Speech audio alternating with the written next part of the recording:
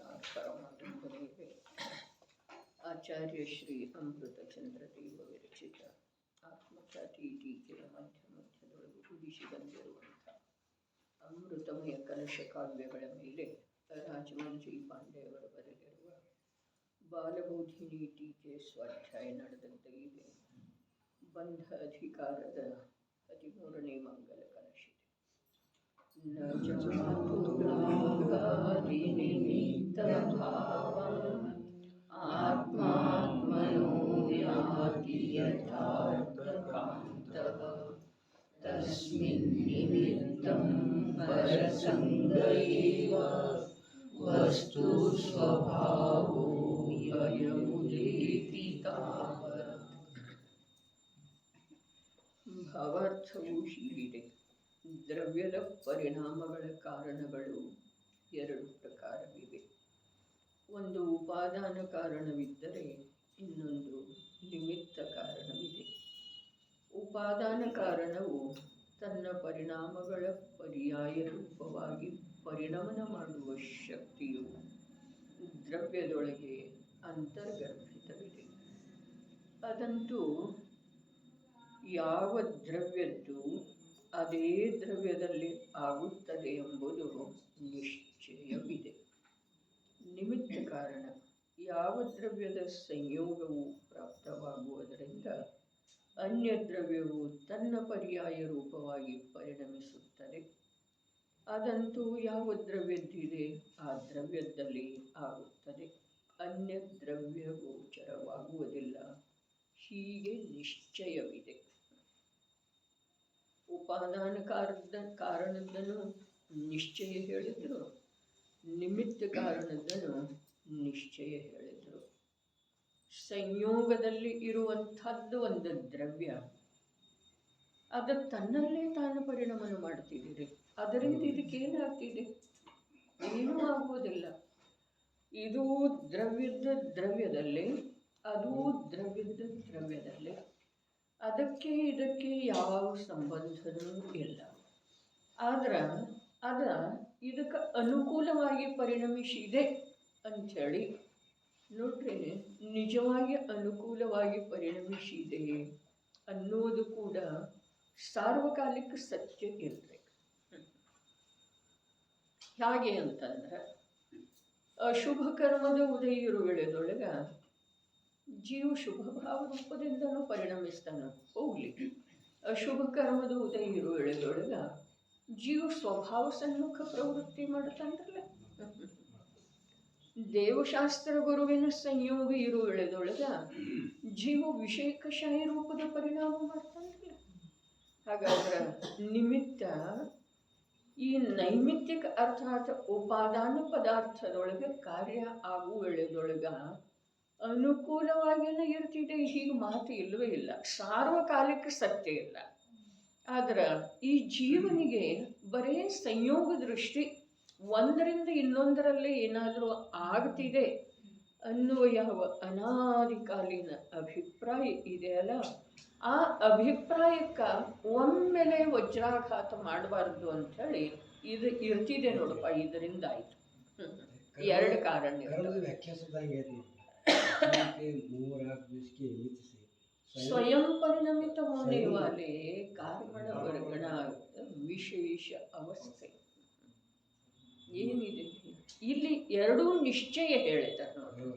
ಉಪಾದಾನದ್ದನ್ನು ದ್ರವ್ಯದ ರೂಪದಿಂದ ಪರಿಣಮಿಸ್ತಿದೆ ಅಂಥೇಳಿ ಹೇಳಿದರು. ಮತ್ತು ಅಲ್ಲಿ ಯಾವುದು ನಿಮಿತ್ತ ಕಾರಣ ಇದೆಯಲ್ಲ, ಅದು ದ್ರವ್ಯದ್ದೇ ಕಾರಣದಿಂದ ಪರಿಣಮಿಸ್ತಿದ್ದೀರಿ, ಇದರ ಕಾರಣದಿಂದ ಅಲ್ಲ. ಅದು ಇರುವ ಕಾರಣದಿಂದ ಇದರಲ್ಲಿ ಏನರ ಆಯಿತು, ಹೀಗಿಲ್ಲ. ಉಪಾದಾನದೊಳಗ ನಿಮಿತ್ತದ ವಿದ್ಯಮಾನತೆ ಇರುವುದರಿಂದ ಇದರಲ್ಲೇ ಕಾರ್ಯ ಆಯಿತು, ಹೀಗೆ ಮಾತು ಇಲ್ಲ. ಇದರಲ್ಲೇ ಕಾರ್ಯ ಆಗ್ತಾ ಇದೆ, ಅದಕ್ಕಿದು ಅನುಕೂಲ ಆಗಬೇಕು ಅನ್ನೋದು ಅದಕ್ಕೂ ಇಲ್ಲ. ದ್ರವ್ಯಕ್ಕೆ ನಿಜವಾಗಿ ನೋಡ್ರಿ, ದ್ರವ್ಯಕ್ಕೆ ಯಾವ ಪ್ರಕಾರದ ವಿವೇಕ ಅರ್ಥಾತ್ ಜ್ಞಾನ ಇಲ್ಲ. ಜೀವ ದ್ರವ್ಯಕ್ಕನೂ ಇಲ್ಲ, ಅಜೀವ ದ್ರವ್ಯಕ್ಕನೂ ಇಲ್ಲ. ದ್ರವ್ಯಕ್ಕೆ ಎಲ್ಲಿ ಜ್ಞಾನ ಇದೆ ಹೇಳ್ರಿ? ಮತ್ತು ಪರ್ಯಾಯ ಜ್ಞಾನ ಮಾಡ್ಕೊಳ್ಳೋಕ್ಕಿಂತ ಮೊದಲು ಅದೇ ಯಾವಾಗ ಜ್ಞಾನ ಮಾಡ್ಕೊಳ್ತಿದ್ದೀರಿ, ಅದು ತನ್ನ ಪಾಡಿಗೆ ತನ್ನ ಪರಿಣಾಮ ಮಾಡ್ತಾ ಇರ್ತಿದೆ. ಅರೆ ದ್ರವ್ಯದ್ದೇ ಪರಿಣಾಮನ ಇದೆ ರೀ. ಪರ್ಯಾಯ ಅನ್ನುವಂಥದ್ದ ಸ್ವತಂತ್ರ ವಸ್ತು ಇಲ್ಲ. ಪರ್ಯಾಯಕ್ಕ ದ್ರವ್ಯದ ಅಧೀನತೆ ಇಲ್ಲ ಅನ್ನೋದನ್ನು ಸಿದ್ಧ ಮಾಡುವಳ್ಳೆದೊಳಗ ಪರ್ಯಾಯದ ಸ್ವತಂತ್ರತೆಯನ್ನು ತಿಳಿಸಿಕೊಟ್ಟಿದ್ರೂ ಕೂಡ ಪರ್ಯಾಯ ಅನ್ನುವಂಥ ಸ್ವತಂತ್ರ ವಸ್ತು ಲೋಕದೊಳಗ ಇಲ್ಲ. ಏನು ಹೇಳಿದ್ರೆ ಇಲ್ಲಿ ಎರಡೂ ಕಾರಣದ ಇನ್ನೊಂದು ಸಲ, ಒಂದು ಉಪಾದಾನ ಕಾರಣವಿದ್ದರೆ ಇನ್ನೊಂದು ನಿಮಿತ್ತ ಕಾರಣವಿದೆ. ಉಪಾದಾನ ಕಾರಣವು ತನ್ನ ಪರಿಣಾಮಗಳ ಪರ್ಯಾಯ ರೂಪವಾಗಿ ಪರಿಣಮನ ಮಾಡುವ ಶಕ್ತಿಯು ದ್ರವ್ಯದೊಳಗೆ ಅಂತರ್ಗರ್ಭಿತವಿದೆ. ಅದಕ್ಕೆ ಯಾವುದರಿಂದ ಏನೂ ಆಗಬೇಕಾಗಿಲ್ಲ, ಅದರ ದ್ರವ್ಯದೊಳಗೆ ಅಂತರ್ಗರ್ಭಿತ ಇದೆ. ಅರ್ಥಾತ್ ಸಮಯ ಬಂದ ನಂತರ ಅದು ಆ ಪರಿಣಾಮ ರೂಪದಿಂದ ಪರ್ಯಾಯ ಆಗುತ್ತಿದೆ. ಆದರೆ ಆ ಪರ್ಯಾಯ ರೂಪವಾಗಿ ನಿನ್ನೆ ಸಾಕಷ್ಟು ವಿಸ್ತಾರ ಆದದ್ದು ಇದೆ. ದ್ರವ್ಯ ಪರ್ಯಾಯ ರೂಪವಾಗಿ 3 ಕಾಲದಲ್ಲೂ ಪರಿಣಮನ ಮಾಡುತ್ತಿದೆ. ದ್ರವ್ಯ ಪರ್ಯಾಯ ರೂಪದಿಂದ 3 ಕಾಲದಲ್ಲೂ ಪರಿಣಮನ ಮಾಡುತ್ತಿದೆ. ಅದರ ಪರ್ಯಾಯದ ಯಾವ ರೂಪ ಇದೆ ಆ ರೂಪ ದ್ರವ್ಯ ಆಗೋದನ್ನು ಇಲ್ಲ, ದ್ರವ್ಯ ಆ ರೂಪಕ್ಕೆ ಕಾರಣನೂ ಇಲ್ಲ. ನಿನ್ಯಾಗಿದೆ ಮತ್ತೊಂದು ಸ್ವಲ್ಪ ಅದನ್ನು ದೃಢ ಏನ ದ್ರವ್ಯ, ಯಾವುದೇ ದ್ರವ್ಯ ಪರ್ಯಾಯ ರಹಿತ ದ್ರವ್ಯ ಯಾವ ಕಾಲದೊಳಗನೂ ಇರುವುದಿಲ್ಲ. ನಿರಂತರ ಪರ್ಯಾಯ ರೂಪದಿಂದ ದ್ರವ್ಯ ಪರಿಣಮನ ಮಾಡುತ್ತಿದೆ. ಆದರೆ ಆ ಪರ್ಯಾಯದೊಳಗೆ ಯಾವ ರೂಪ ಇದೆಯಲ್ಲ, ವಿವಿಧ ರೂಪ, ಬೇರೆ ಬೇರೆ ರೂಪ, ದ್ರವ್ಯ ಸ್ವಭಾವದಿಂದ ವಿಪರೀತ, ದ್ರವ್ಯ ಸ್ವಭಾವದ ಅನುರೂಪ, ಹೀಗೆ 2 ವಿಭಾಗದೊಳಗೆ ಅನೇಕ ಪ್ರಕಾರದವ್ರೆ. ಅನೇಕ ಪ್ರಕಾರದ ಯಾವ ರೂಪ ಆ ಪರ್ಯಾಯದಲ್ಲಿ ಕಂಡು ಬರ್ತಿದೆಯಲ್ಲ, ಅದಕ್ಕೆ ಕಾರಣ ದ್ರವ್ಯ ಅಲ್ಲ. ದ್ರವ್ಯದ ಕಾರಣದಿಂದ ಅದು ಆಗಿಲ್ಲ. ಆದ್ರೆ ದ್ರವ್ಯದ ವಿದ್ಯಮಾನತೆಯಿಂದನ ಪರ್ಯಾಯ ಆಗಿದೆ ರೀ. ಪರ್ಯಾಯ ಆಗಿದೆ. ಪರ್ಯಾಯದ ರೂಪ, ಪರ್ಯಾಯದ ಸ್ವಾಧೀನ ಇದೆ. ಪರ್ಯಾಯದ ರೂಪ, ಪರ್ಯಾಯದ ಸ್ವಾಧೀನ ಇದೆ. ಆದ್ರೆ ಪರ್ಯಾಯ ದ್ರವ್ಯದ ವಿದ್ಯಮಾನತೆ ಇರುವುದರಿಂದ ಆಗೋದು ಮತ್ತು ಆಗತಾನೇ ಇರೋದ್ರಿ. ದ್ರವ್ಯದೊಳಗ ಪರ್ಯಾಯ ಇಲ್ಲ, ಅಥವಾ ದ್ರವ್ಯ ಪರ್ಯಾಯದಿಂದ ರಹಿತ ಇದೆ. ಹೀಗ ಕಾಲದ ಯಾವ ಅಂತಿಮ ವಿಭಾಗ ಇದೆಯೋ ಆ ವಿಭಾಗ ರೂಪ ಒಂದು ಸಮಯದಲ್ಲಿ ಕೂಡ ಅದು ಪರ್ಯಾಯ ರಹಿತ ಇರುವುದಿಲ್ಲ. ಯಾವುದೇ ದ್ರವ್ಯ, ಅದು ರೂಪಿ ಇರಲಿ, ಅರೂಪಿ ಇರಲಿ, ಜೀವ ಇರಲಿ, ಅಜೀವ ಇರಲಿ, ಸ್ಥೂಲ ಇರಲಿ, ಸೂಕ್ಷ್ಮ ಇರಲಿ, ಅದನ್ನು ಯಾರಾದರೂ ತಿಳಿಲೇಬೇಕಾದ್ರೆ ತಿಳಿದೇ ಇರಲಿ. ಅದು ಆಗ್ತಾ ಇರೋದು ಜೀವದ ಭಾವ ಕತ್ತಲೆಯೊಳಗನೂ ಆಗ್ತಿದೆ, ಬೆಳಕಿನೊಳಗನೂ ಆಗ್ತಿದೆ, ಬುದ್ಧಿಪೂರ್ವಕನೂ ಆಗ್ತಿದೆ, ಅಬುದ್ಧಿಪೂರ್ವಕನೂ ಆಗ್ತಿದೆ. ಬುದ್ಧಿಪೂರ್ವಕ ಅಂದ್ರೆ ಮಾಡುವುದರಿಂದ ಅಲ್ಲ, ಅದು ಆದದ್ದು ಬುದ್ಧಿಯ ಹಿಡಿತದೊಳಗೂ ಬರ್ತಿದೆ, ಬರುವುದೂ ಇಲ್ಲ. ತಿಳಿತೇನ್ರಿ? ಬುದ್ಧಿಪೂರ್ವಕದ ಅರ್ಥ ಏನ? ಬುದ್ಧಿಯ ಹಿಡಿತದೊಳಗೆ ಬಂದರೂ ಬರ್ಬೋದು, ಬರದೇನೂ ಇರ್ಬೋದು. ಆದ್ರೆ ಅದು ಆಗೋದು ನಿಶ್ಚಿತ ರೀ. ಎಲ್ಲಿ ಜೀವ ಇದೆಯೋ ಅಲ್ಲಿ ಜೀವದ ಚೈತನ್ಯ ರೂಪದ ಪರ್ಯಾಯ ಆಗ್ತಾ ಇರೋದು ಯಾವಾಗ? ಪ್ರತಿ ಸಮಯಕ್ಕೆ. ಕಾಲದ ಯಾವ ಅಂತಿಮ ವಿಭಾಗ ಸಮಯ ಇದೆಯೋ ಅಷ್ಟು ಒಂದು ಸಮಯ ಮಾತ್ರ ಕೂಡ ದ್ರವ್ಯ ಪರ್ಯಾಯದಿಂದ ರಹಿತ ಇರುವುದಿಲ್ಲ. ಆದರೆ ಪರ್ಯಾಯದೊಳಗೆ ಯಾವ್ಯಾವ ರೂಪ ಕಾಣಿಸ್ತಾವಲ್ಲ ಅದಕ್ಕೆ ದ್ರವ್ಯ ಜವಾಬ್ದಾರ ಅಲ್ಲ. ದ್ರವ್ಯದ ಕಾರಣದಿಂದ ಆ ರೂಪ ಆಗಿಲ್ಲ. ಆ ಪರ್ಯಾಯಕ ಅದರದೇ ಆದಂಥ ಒಂದು ರೂಪ ಇದೆ, ಅದು ದ್ರವ್ಯದ ಕಾರಣದಿಂದ ಇದೆ. ಅದು ಯಾವ್ದ? ಜೀವದ ಚೈತನ್ಯಮಯ, ಜಡದ ಜಡಮಯ.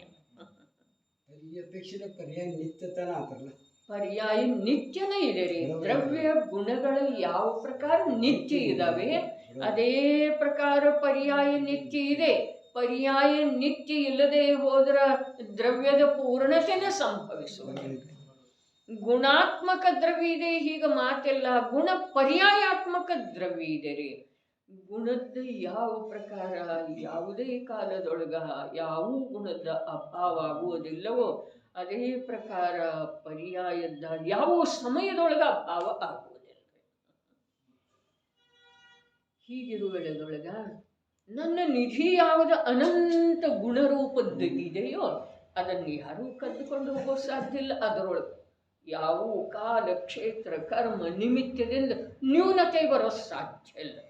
ಇನ್ನು ಆ ಗುಣಗಳ ಪರ್ಯಾಯನ ಪ್ರತಿ ಸಮಯಕ್ಕೆ ಅಭೇದ ರೂಪದಿಂದ ದ್ರವ್ಯದ ಭೇದ ರೂಪದಿಂದ ಗುಣಗಳದ್ದ ಯಾವ ಪ್ರತಿ ಸಮಯಕ್ಕೆ ಕಾರ್ಯ ಆಗಬೇಕ ಆಗಿದೆಯೋ ಅದ ಆಗೇ ಆಗ್ತಿದೆ. ಕಾರ್ಯ ಆಗ್ತಿದೆ, ಯಾವುದಾಗಬೇಕೋ ಅದುವೇ ಆಗ್ತಿದೆ. ಹೀಗಿದ್ದ ಮೇಲೆ ನಾನು ಯಾವುದಕ್ಕೆ ಭಯ ಪಡೋದು? ಮತ್ತು ಯಾರ ಹತ್ರ ದೈನ್ಯ ಆಗೋದು ಹೇಳ್ರಿ? ವೀತರಾಗಿ ಭಗವಂತನ ಹತ್ರ ಕೂಡ ದೈನ್ಯ ಆಗುವ ಮಾತಿಲ್ಲ. ವೀತರಾಗಿ ಭಗವಂತ ದೀನಾಗವರನ್ನ ತನ್ನ ಶಿಷ್ಯ ಅಂತ ಹೇಳಿ ತಿಳಿಯೋದೇ ಇಲ್ರಿ. ಇವು ಯಾವ ಬೇರೆ ಅದನ್ನ ಅಂತೇಳಿ ದೀನಹೀನತೆಯಿಂದ ಏನಾದ್ರೂ ಕೇಳಿದರ ಅದ್ಭುತ ಮಾತಿದೆ. ವಸ್ತು ವ್ಯವಸ್ಥೆ ಎಷ್ಟು ಸ್ವತಂತ್ರ ಇದೆ. ಈ ಸ್ವತಂತ್ರತೆಯನ್ನ ತಿಳ್ಕೊಳ್ಳುವಂತಹ ಒಂದು ಕ್ಷಯೋಕ್ಷಮ ನಮ್ಮಲ್ಲಿ ಪ್ರಾಪ್ತ ಇದೆಯಲ್ಲ, ಆ ಭಾಗ್ಯಕ್ಕ ನಾವು ನಿಜವಾಗಿ ಋಣಿಯಾಗಿರ್ಬೇಕ್ರೆ. ಋಣಿಯಾಗಿರ್ಬೇಕು. ಅರೆ ನನಗೇನು ತಿಳಿಯೋದಿಲ್ಲ, ನನಗೆ ಸುಖ ಇಲ್ಲ, ನನಗೆ ಇವ್ರು ಯಾಕೆ ಹೀಗೆ ಮಾಡ್ರು, ನನಗೆ ಯಾಕೆ ಇಂಥ ರೋಗ ಬಂತು, ನನ್ನ ಧನ ಹಾನಿ ಯಾಕಾಯಿತು, ನಂದ್ಯಾಕೆ ಅವಮಾನ ಆಯಿತು, ಇದು ವಿಚಾರ ಮಾಡುವ ಅವಶ್ಯಕತೆ. ಕ್ಷಯೋಕ್ಷಮ ಇದೆಯಲ್ಲ ನಮ್ಮ ಹತ್ರ, ಅದಕ್ಕೆ ನಾವು ಚಿರಋಣಿ. ಇದು ಹೀಗ್ಯಾಕ ಅಂಥೇಳಿ ಸಂಯೋಗಕ್ಕೆ ಸಂಬಂಧಿಸಿದ ಹಾಗೆ ಯಾವಾಗೂ ನಮ್ಮಲ್ಲಿ ವಿಕಲ್ಪ ಬರಬಾರ್ದು. ಅಂದ್ರೆ ನಮ್ಮ ಜನ್ಮ ಸಾರ್ಥಕ ಇದೆ. ಯಾವ ಪ್ರಕಾರ ಬೆಟ್ಟ ದೃಢವಾಗಿ ನಿಂತಿದೆ, ಸ್ತಂಭ ವಜ್ರ ಸ್ತಂಭ ಸಮಾಕೃತಿ ಅಂತ ಭವ್ಯಾಮೃತಕಾರ ಹೇಳಿದರಲ್ಲ. ಅರೆ ವಜ್ರ ಸ್ತಂಭದ ಹಾಗೆ ತನ್ನ ಸ್ಥಿರತೆ ಇರಬೇಕು, ತನ್ನ ಜ್ಞಾನ ರೂಪದ ಪರಿಣಮನ ಇರಬೇಕು. ಯಾವುದು ಬರ್ತಿದೆಯೋ ಬರ್ತಿದೆ, ಯಾವುದು ಹೋಗ್ತಿದೆಯೋ ಹೋಗ್ತಿದೆ, ಯಾವುದು ಬಂದಿದೆಯೋ ಅದು ಹೋಗುವುದಕ್ಕೆ ಬಂದಿದೆ, ಯಾವುದು ಹೋಗಿದೆ ಅದ ನಿಜವಾಗಿ ನಂದು ಇರಲೇ ಇಲ್ಲ, ನನ್ನ ಕಾರಣದಿಂದ ಇರಲಿಲ್ಲ. ಬರೇ ನಂದಲ್ಲ, ನನ್ನ ಕಾರಣದಿಂದ ಇರಲಿಲ್ಲ, ನನ್ನ ಸಲುವಾಗಿ ಇರಲಿಲ್ಲ ಅಂದಮೇಲೆ ಅದು ಹೋದ ಮೇಲೆ ನಾನು ಯಾಕೆ? ಈ ಸಂಸಾರದ ಅನೇಕ ಪ್ರಕಾರದ ಉಥಲ್ ಪುಥಲ್ ಘಟನೆಗಳು ಸಂಭವಿಸ್ತಾ ಇರ್ತವೆ. ಕೊಯ್ ರೋ ರಹಾ ಹೈ, ಕೊಯ್ ಹಸ್ ರಹಾ ಹೈ. ಐತನಿಲ್ರಿ? ಅರೆ 2 ಮನೆ ಬಿಟ್ಟ ಒಂದು ಮನೆಯೊಳಗೆ ವಿಯೋಗ ಆಗಿರ್ತಿದೆ, ಈ ಮನೆಯೊಳಗ ಮದುವೆ ಸಂಭ್ರಮ ಇರ್ತಿದೆ. ಜನ್ಮದ ಉತ್ಸವ ಇರಬಹುದು, ಮದುವೆ ಸಂಭ್ರಮ ಇರಬಹುದು, ಹುಟ್ಟುಹಬ್ಬ ಇರಬಹುದು, ಏನ್ ಬೇಕಾದ ಇರಬಹುದ್ರಿ. ಯಾತ್ರೆಗೆ ಹೋಗೋದು ಇರಬಹುದು, ಪೂಜೆ ಇರಬಹುದು, ವಾಸ್ತುಶಾಂತಿ ಇರಬಹುದು. ಇದಕ್ಕೇನಿದೆ ರೀ? ಇದು ಜಗತ್ತಿನೊಳಗೆ ನಡೀತಾ ಇರೋದು. ಅದರಲ್ಲಿ ಹರ್ಷ ವಿಷಾದ ಮಾಡೋದ ಜೈನನ ಕರ್ತವ್ಯ ಅಲ್ಲ. ನಾವಿಂದ ಜೈನ ಅದೇವೇನಿಲ್ರಿ, ಜನ್ಮಧಾರಿ ಅಲ್ಲ, ನಾವಿಂದ ನಾಮಧಾರಿ ರೀ. ಜೈನ ಅದೇವೋ ಮತ್ತು ನಮಗೆ ಭಾವಧಾರಿ ನಿಶ್ಚಿತವಾಗಿ ಆಗೋದಿದೆ ರೀ. ಅನಿತ್ಯದಿತ್ತಂದ್ರೆ ನಮ್ಮ ಅಪ್ಪಗಳು ಈಗ ಆಗಿಲ್ಲ, ಮತ್ತು ಈಗ ಮಕ್ಕಳು ಪೈಲ ಹಾಕಿಲ್ಲ, ಇರಲಿಲ್ಲ. ನಾವು ಹುಟ್ಟಿದಾಗಿಂತೂ ಮಕ್ಕಳು ಇರಲಿಲ್ಲ, ನಾನಿರುವವರೆಗೆ ತಾಯಿ ತಂದೆ ಇರುವುದಿಲ್ಲ. ಇದು ಹೇಳಿದಾರೆ ಅನಿತ್ಯ ಭಾವನಾದೊಳಗ. ನಾನು ಯಾರ ಮೇಲೆ ವಿಶ್ವಾಸ ಮಾಡಲಿ, ಯಾವುದನ್ನು ನಂದಂತ ಹೇಳಿ ತಿಳಿಲಿ. ಯಾವುದು ಹೊರಟು ಹೋದ್ರೆ ದುಃಖ ಮಾಡುವುದರಿಂದ ಆ ದುಃಖದ ಕಾರಣದಿಂದ ಪುನಃ ಅದು ಆ ರೀತಿ ಆಗೋ ಸಾಧ್ಯ ಇದೆ ಹೇಳ್ರಿ? ಇಲ್ಲವೇ ಇಲ್ಲ. ಅದಕ್ಕೆ ಯಾವುದು ಪ್ರಗಟ ಇದೆಯೋ ಹೇಳಿದರಲ್ಲ, ಇಲ್ಲಿ ಒಂದು ಮಾತೇನು ಹೇಳಿದರು, ಈ ವಸ್ತುವಿನ ಸ್ವರೂಪವು ಪ್ರಗಟವಿದೆ, ಸರ್ವಕಾಲದಲ್ಲೂ ಪ್ರಗಟವಿದೆ, ಸರ್ವಕಾಲದಲ್ಲೂ. ಅರೆ ಮೊನ್ನೆ ಇದ್ದವರು ನಿನ್ನೆ ಇಲ್ಲಾದರೂ 2 ಜನ ನಮ್ಮ ಸಂಯೋಗದೊಳಗೆ ಬಂದಿರುವಂಥವ್ರು ಧಾರ್ಮಿಕ ಸಜ್ಜನ ಸರಳ ಜೀವಗಳ ಈ ದೇಹವನ್ನು, ಭೌತಿಕ ದೇಹವನ್ನು ಅಥವಾ ಈ ಮನುಷ್ಯ ಭಾವವನ್ನು ಪೂರ್ಣ ಮಾಡಿ ಹೋದರು. 96 ವರ್ಷದ ಮೊದಲ ಅಪ್ಪಾಜಿ ಅನ್ನುವಂಥ ಜೀವ ಜನ್ಮ ಧಾರಣ ಮಾಡಿ ಇವತ್ತಿನ ದಿವಸ ಬಂದದ್ದಿತ್ತು. ನಾವು ನೀವಿಂದೆಲ್ಲ ಈ ಜನವಾಡಿ ಎದುರಿಗೆ ಕೂತಿದ್ದೇವಂದ್ರೆ ಅದಕ್ಕೆ ಅವರ ಜನ್ಮ.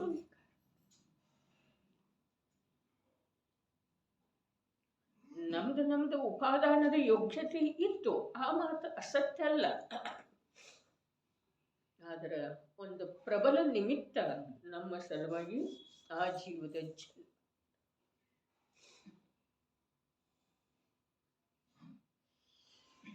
ನಿನ್ನೆ ಯಾವುದು ಮಹಾವೀರ್ ಪಾಟೀಲ್ ನಿಮಗೆ ಬಂದಿತ್ತು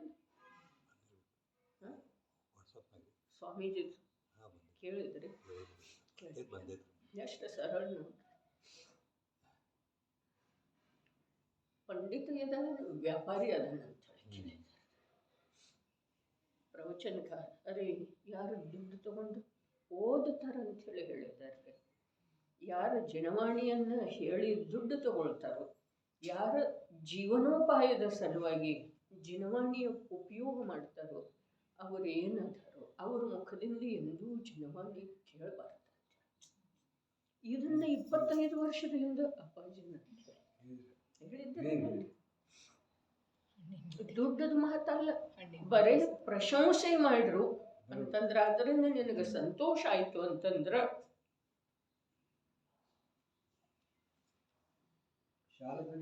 ನನ್ನ ಮಗಳ ಜನವಾಣಿ ಮಾಡಿ ಬಂದ.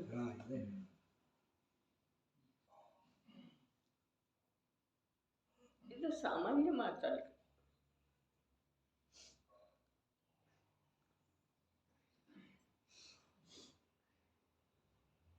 ಪಂಡಿತಗಳನ್ನ ಕೇಳ್ತಾರ್ರಿ, ಇಲ್ರಿ ಭಾಷೆ ಹೇಳಾಕತ್ತೀವಿ ಅಂದ್ಮೇಲೆ ಹೇಳೋಂಗೇನು ನೀವು ರೊಕ್ಕ ಕೊಡ್ತೀರಿಲ್ಲ ಅಂತ ಏನು ಮಾಡೋದ್ರಿ?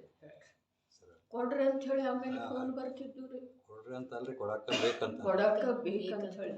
ಮತ್ತು ಈಗ ನೋಡ್ರಿ, ಒಂದು ಸುಮಾರು 40 ವರ್ಷದ ಹಿಂದೆ ಸೋಲಾಪುರ, ಕಾರಂಜ ಈ ಕಡೆ ಏನು ವಿದ್ವಾಂಸರಿದ್ರು, ಶಾಸ್ತ್ರಿಗಳಿದ್ದಾರೆ. ಇಂಥವ್ರಲ್ಲ ಅವರ ಆ ಶಾಸ್ತ್ರಿಗಳು. ಆದ್ರೆ ಒಂದು ಆರ್ಟಿಕಲ್ ಬರಿಬೇಕಾದ್ರೆ 500 ರೂಪಾಯಿ. ಅಂದರೆ 40 ವರ್ಷದ ಹಿಂದೆ ದಶಲಕ್ಷಣದ ಒಂದು ಧರ್ಮದ ಬಗ್ಗೆ 1 ಗಂಟೆ ವ್ಯಾಖ್ಯಾನ ಕೊಡಬೇಕಾದ್ರೆ 500 ರೂಪಾಯಿ ಮತ್ತು ಬರು ಹೋಗು ಖರ್ಚು. ಅವ್ರು ಕಾರಲ್ಲಿ ಬರೋರು. ಈ ಪ್ರಕಾರದ ಮಾತ ಅಂದು ಇದ್ದರೆ ಯಾವ ಒಂದು ಮಹಾಭಾಗ್ಯದಿಂದ ನೋಡ್ರಿ, ಸೋನಗಡದ ಸಂತ ಅಥವಾ ಆ ಆತ್ಮಾರ್ಥಿ ಜೀವ ಸಮ್ಯಕ್ ದರ್ಶನ ಪ್ರಾಪ್ತ ಮಾಡಿಕೊಂಡ ಮತ್ತು 100,000 ಲಕ್ಷಾಂತರ ಜೀವರುಗಳಿಗೆ ಈ ಪಾಠವನ್ನು ಕಲಿಸಿದ. ಅವು ಮರ್ತು ಹೋದ್ರೆ ಹೋಗಲಿ, ಆ ಮಾತು ಬೇರೆ. ಆದರೆ ಕಲಿಸಿದ ಪಾಠ ಕಲಿಸಿದ್ದು ಎಷ್ಟ್ರಿ? ಅವನು ಆ ಚೇತನಾತ್ಮನು ಗ್ರಂಥ ತಗೊಂಡ ಕೈಯಲ್ಲಿ ಗ್ರಂಥ ಇಟ್ಕೊಂಡ ಅಲ್ಲಿ ಕೇಳೋದು.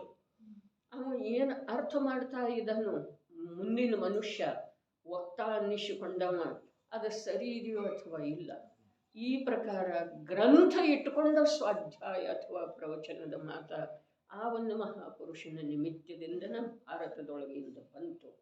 ಇಲ್ದಿದ್ರೆ ಗ್ರಂಥ ಇಟ್ಕೊಂಡ ಅಧ್ಯಯನ ವಾಚನ ಕೇಳೋದ ಇರಲೇ ಇಲ್ಲ. ಎರಡನೇದ ಜನವಾಣಿ ಎಷ್ಟು ಪರಮ ಪವಿತ್ರ ಇದೆ, ಅದು ಜೀವನೋಪಾಯದ ಆಧಾರ ಅಲ್ಲ. ಟೋಡರ್ಮೆಲ್ಲರೂ ಹೇಳಿ ಹೋಗಿದ್ದಾರಲ್ಲ, ಮೋಕ್ಷ ಮಾರ್ಗ ಪ್ರಕಾಶಕದೊಳಗೆ ಬರ್ತಿದೆಯಲ್ಲ, ಜೀವನೋಪಾಯದ ಸಲುವಾಗಿ ಧರ್ಮ. ಅರೆ ಅವರು ಸ್ವಾಮೀಜಿ ನಿನ್ನೆ ಎಲ್ಲಿ ತನಕ ಹೇಳಿದಾರೆ ಅಂತಂದ್ರೆ, ವ್ಯಾಪಾರ ಸಲುವಾಗಿ ಹೋಗೋದಿದೆ ಮತ್ತು ಅಲ್ಲಿ ಕೇಳೇನು 2 ದಿವಸ ಕೇಳಿ ಖುಷಿಟ್ಟಿದೆ. ಏನ ಪ್ರವಚನ ಕೇಳೋ ಮಾತ್ರ, ಹೇಳೋದು ಬಿಡ್ರಿ, ಅದು ಮುಗೀತು ಒಂದು ವಿಭಾಗ. ಅಂಥವ್ರ ಕಡೆಯಿಂದಂತೂ ಕೇಳಲೇಬಾರ್ದು ಅಂತ ಹೇಳಿದ್ರು. ಆದರೆ ತನ್ನ ಕೆಲಸದ ಸಲುವಾಗಿ, ವ್ಯಾಪಾರ ಸಲುವಾಗಿ ಹೋಗಿರೋದ ಮತ್ತು ಅಲ್ಲೇ 2 ದಿವಸ ಲಾಭ ಆಗ್ತಿದೆ. ದಶಲಕ್ಷ ನಡೆದಿದೆ. ಅಲ್ಲಿ ಒಬ್ಬರು ಪಂಡಿತರು ಬಂದಿದ್ರು. ಎಷ್ಟಿದೆ ರೀ ಧರ್ಮದ ಸೂಕ್ಷ್ಮ. ಹಾಗಾದ್ರೆ ಇದೇ ಜಾತಿಯ ಮಾತನ್ನ ಅಪ್ಪಾಜಿ ನಮಗೆ ಹೇಳಿದ್ರು ಅಥವಾ ಇಲ್ಲ? ಮಂದಿರಕ್ಕೆ ಹೋಗೋದ ಮತ್ತು ಬರ್ತಾ ಭಾಜಿ ತಂದು ನಿನ್ನೆ ಯಾವುದೆಲ್ಲ ಓದ್ತಾ ಇದೆ ರಾಮ್ಜಿ ಬಾಯಿ ಏನು ನನ್ನಿಂದ ಆಗಲ್ಲ, ನನ್ನ ಕರ್ಕೊಂಡು ಹೋಗ್ಬೋದು ನೀವು ಆಮೇಲೆ ಅವ್ರಿಗೇನೋ ಬಹುಮಾನ ಇದು ಕೊಟ್ಟರೆ ಇದನ್ನು ತೊಗೊಂಡು ಬಂದು ಚಿನ್ವಾಣಿ ಸಲುವಾಗಿ ರಾಮ್ಜಿಬಾಯಿ ಅಲ್ಲ, ಗುಮಾನಿ ರಾಮರೇ ಅವ. ಏನು ಈ ತೋಡರ ಮಲ್ಲರ ಮಗ ಗುಮಾನಿ ರಾಮರೇ. ಜೈಪುರದ ಅರಸನಲ್ಲಿ ಯಾವ ವಾದ ವಿವಾದದ ಸಲುವಾಗಿ ವಿದ್ವಾಂಸ ಬಂದಿದ್ದ. ನಿಮ್ಮ ರಾಜ್ಯದೊಳಗೆ ಯಾರು ಇಲ್ಲೇನ ಅಂಥೇಳಿ ಕೇಳಿದ. ಆಗ ತೋಡರ ಮಲ್ಲನ ಕಳಿಸಿದರ ಅವ ರಾಜ. ಕಳಿಸಿದ ನಂತರ ಅವ ವಾದ ವಿವಾದ ಮಾಡೋದು ನನ್ನ ಕೆಲಸ ಅಲ್ಲ, ಬೇಕಾದ್ರೆ ನನ್ನ ಮಗ ಬಂದ್ರೆ ಕರ್ಕೊಂಡು ಹೋಗ್ರಿ ಅಂತೇಳಿ ಹೇಳಿದ. ಯಾಕೆ ಅಂತಂದ್ರೆ ನಾಡಿನ ಮೇಲೆ ಸಂಕಟ ಬಂದಿದೆ ಅಂದಮೇಲೆ ಅವು ಭಾಳ ದೊಡ್ಡ ವಿಪತ್ತು ಇರ್ತಿದ್ದು ರೀ. ಬರೀ ದೊರೆ ಆಕ್ರಮಣ ಮಾಡಿದ್ರೆ ಅಷ್ಟೇ ವಿಪತ್ತಲ್ಲ, ಇಲ್ಲಿ ಅವಮಾನ ಆಗ್ತಿತ್ತು ರೀ. ನಮ್ಮ ರಾಜ್ಯದೊಳಗೆ ಯಾವ ವಿದ್ವಾಂಸರಿಲ್ಲ ಅಂಥೇಳಿ ಹೇಳ್ಕೊಳ್ಳೋದಂದ್ರೆ ಬೇಕಾದ್ರೆ ನನ್ನ ಮಗ ಬಂದ್ರೆ ಕರ್ಕೊಂಡು ಹೋಗ್ರಿ ಅಂತೇಳಿ ಅವ ಹೋದ. ಗುಮಾನಿ ರಾಮ ವಾದ ವಿವಾದ ಮಾಡಿದ. ಅದರೊಳಗೆ ಅವನು ಜಯಶಾಲಿ ಆದ. ಆ ವಿದೇಶಿ ವಿದ್ವಾನನನ್ನು ಪರಾಜಿತ ಮಾಡಿದ. ಆಗ ಇವನಿಗೆ ಸನ್ಮಾನ ಮಾಡಿ ಇವನನ್ನು ವೈಭವಪೂರ್ಣವಾಗಿ ಮನೆಗೆ ಕರ್ಕೊಂಡು ಬಂದ ನಂತರ ಹೇಳಿದ್ರೆ, ಕಷ್ಟದ ಕಾಲದೊಳಗೆ ಯಾರಿಗಾದರೂ ಸಹಾಯ ಮಾಡಿದ್ರೆ ಈ ಪ್ರಕಾರದ ಅಪೇಕ್ಷೆ ಮಾಡ್ಕೊಳ್ಳೋದು ನೀನು ನನ್ನ ಮಗ ಅನಿಸ್ಕೊಳ್ಳಿಕ್ಕೆ ಯೋಗ್ಯ ಅಲ್ಲ. ಅವೆಲ್ಲ ತಿರುಗಿ ಕೊಟ್ಟು ಬಂದರು. ಆ ಕಾಲಕ್ಕೆ ಪರಾಜಿತ ಮನಸ್ಸು ಅಂತ ಮಾನಸಿಕೂ ಅಂತ ಅವರು ಇದ್ದಿರಲ್ಲ, ಎದುರಿಗೆ ವಾರ ಹಾಕೋ ಅಂಥೇಳಿ ನಾನು ಹೇಳಿದ್ನಲ್ಲ, ಮೊನ್ನೆನೂ ಹೇಳಿತ್ತು, ನಮ್ಮದು ಕೆಳಗನೂ ಚರ್ಚೆ ಬಂದಿತ್ತು. ಇಂದು ಒಂದು 40-50 ವರ್ಷದ ಹಿಂದಿನ ಒಂದು ಜೀವನ ನೋಡಿದ್ರೆ ಧರ್ಮದ ಬಗ್ಗೆ ನಿಷ್ಠೆಯುಳ್ಳವರ ಮತ್ತು ತಮ್ಮದೇನಿದೆ ಅದರ ಅನುಸಾರ ತಾವು ಜೀವನ ಇನ್ನೊಬ್ಬರದ್ದು ನೋಡಿ ಅನುಕರಣೆ ಮಾಡೋದು ಇರಲೇ ಇಲ್ಲ ಅಂಥೇಳಿ ಹೇಳ್ತಿದ್ದಾರಲ್ಲ. ಸರಿಕದಕ್ಕೆ ಸರಿಗೆ ಹಾಕೊಂಡ್ರೆ ತಾವು ಊರು ಹಾಕೊಳ್ಳೋದಿಲ್ಲ ಅಂತ ಹೇಳಿ ಹೇಳ್ತಿದ್ದಾರೆ. ಪರಾಜಿತ ಅಂದ್ರೆ ಎದುರಿಗೆ ಹೇಳುವಂಥ ವಿಷಯ ಅವನಿಗೆ ಒಪ್ಕೊಂಡಂಗೆ ಆಗ್ತಿತ್ತು. ಮತ್ತು ಅದು ಇತ್ತು ಹಂಗೆ ಮಾಡಿ ಬರೀ ಒಪ್ಕೊಳ್ಳೋದಲ್ಲ, ಯಾವ ಪ್ರಕಾರ ಇಂದ್ರಭೂತಿ ಒಪ್ಕೊಂಡಲ್ಲ ಆ ರೀತಿ. ಬರೀ ಒಪ್ಕೊಳ್ಳೋದಂತಂದ್ರೆ ನಾ ಸೋತಿನು ಅಂತಲ್ಲ, ಇವನು ನಿಜವಾಗಿ ವಿದ್ವಾಂಸದನೋ ಇವ ನನ್ನ ಗುರು ಅದನ್ನ ಅಂಥೇಳಿ ಅವನು ಬೆನ್ನತ್ತೋದು ಅಥವಾ ಆ ವಿದ್ಯೆಯನ್ನು ತಾನೂ ಕಲಿತುಕೊಳ್ಳುವ ಮಾತು ಇರ್ತಿತ್ರಿ. ಈಗ ಜುಗಲ್ಬಂದಿ ಅದು ಇರ್ತಿದ್ದು ಆ ವೇಳೆದೊಳಗೆ ಇತ್ತೇನಿಲ್ರಿ. ಸಂಗೀತ ಶಾಸ್ತ್ರ, ವಾದ ವಿವಾದದ ಶಾಸ್ತ್ರ, ಹಾಸ್ಯದ ಎಲ್ಲ ಎಷ್ಟು ಕಲೆ ಅದಾವಲ್ಲ, ಆ ಕಲೆಗಾರರೆಲ್ಲ ದೊರೆಯ ಆಸ್ಥಾನದೊಳಗೆ ಇರ್ತಿದ್ದರ್ರಿ. ಮಾನಕಶ ಅಂಥವ್ರು ಇರೋರನ್ನರ್ಲೆ ಎಲ್ಲ ಇರೋದಲ್ಲ ರೀ. ಅಮೃತನೂ ಇರೋದ, ವಿಷನೂ ಇರೋದ, ಮುಳ್ಳು ಇರೋದ, ಪುಷ್ಪನೂ ಇರೋದ, ಸುಗಂಧನೂ ಇರೋದ, ದುರ್ಗಂಧನೂ ಇರೋದ. ಒಮ್ಮೆ ಒಂದರದ ಪ್ರಾಬಲ್ಯ ಹೆಚ್ಚಿರ್ತಿದೆ, ಒಮ್ಮೆ ಅದರ ಪ್ರಾಬಲ್ಯ ಹೆಚ್ಚಿರ್ತಿದೆ. ಲೋಕದೊಳಗೆ ಅದು ಇರಲಿಲ್ಲ ಅಂತಂದ್ರೆ ಇದಕ್ಕೆ ಬೆಲೆನೂ ಇಲ್ಲರಿ. ಅಂಧಕಾರ ಇಲ್ಲ, ದುರ್ಗಂಧ ಇಲ್ಲ ಅಂತಂದ್ರೆ ಪ್ರಕಾಶಕ್ಕಾಗಲಿ ಸುಗಂಧಕ್ಕಾಗಲಿ ಬೆಲೆ ಎಲ್ಲದು ಬರ್ತಿದೆ ಹೇಳ್ರಿ. ಸುಖಕ್ಕೆ ಬೆಲೆ ಯಾವಾಗ? ದುಃಖದಿಂದ ಬೆಂದು ಹೋದಂಥ ಜೀವನಿಗೆನ ಸುಖದ ಮಹಿಮಾ ಗೊತ್ತಾಗೋದ್ರಿ. ದಾರಿದ್ರ್ಯದೊಳಗೆ ಯಾವ ಕಷ್ಟದಿಂದ ಜೀವನ ತೆಗೆದಿದ್ದಾನೋ ಅವನಿಗೆ ಧನದ ಶ್ರೀಮಂತಿಕೆ ಬೆಲೆ ಗೊತ್ತಾಗ. ಏನೋ ಅಭ್ಯಾಸ ಮಾಡಿ ಸೋಲಾಪುರ ವೀರ್ ಕುಮಾರ್ ಸಾಗರ್ ಅವ್ರು ತಮ್ಮ ಸಮಯ ಶಾಸ್ತ್ರ ಪ್ರಸ್ತಾವನೆ ನೀವು ಖಂಡನ್ ಮಾಡಬೇಡ್ರಿ, ಮಂಡನ್ ಮಾಡ್ರಿ. ಮಂಡನ ಮಾಡುವ ವೇಳೆದೊಳಗೆ ಖಂಡನ ಸ್ವಾಭಾವಿಕವಾಗಿ ಆಗ್ತಿದೆ ರೀ. ಅದರ ದೃಷ್ಟಿಯೊಳಗ ಖಂಡನದ ಮುಖ್ಯತೆ ಇರಬಾರ್ದು.